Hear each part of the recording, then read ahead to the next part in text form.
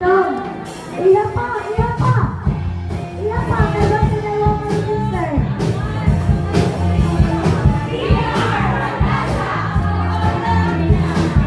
Isa na siya gasa.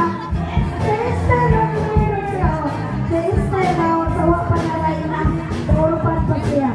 Sunod, magsaysay.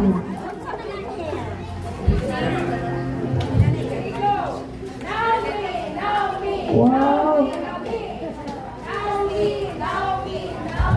Okay, saan si Naomi, be?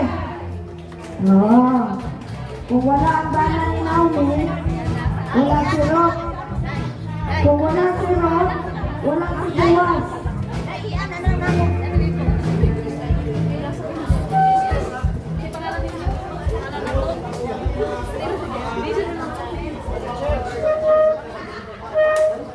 Ay, bao-bao daw, uba-uba. Kuntay na kaya ang mga uba-uba. Oh, ayaw daw niya pala sa kunan. Dito sa parking lot. Kaya di daw makaagin. Grabing sakyanan sa atin. Grabe. Ang dati mo na, babae na lalaki. Ha?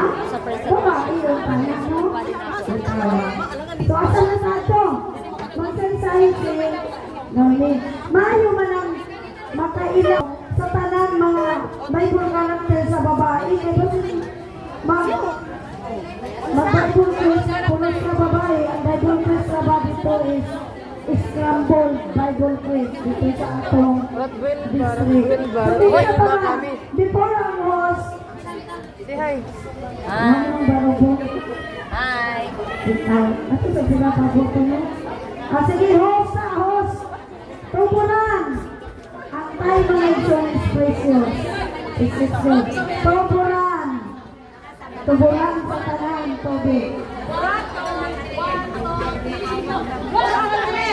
kami! Wow. Rot kami. Dami kalorya sa namin. Hala, na Paris, no? Si Noyne yung si Rot is tandin na sila. Kinsa ba yung ubangan? Si Naomi! Basing kiro. Si Agasa o sister, isa na po na katao. Sige, ready na ang Quezon. Ayaw pag yun, Yolanda, yun. Bagyo po. Ay, Quezon! Mag-prepare mo. Isa ka babae na, pinsa mo kami.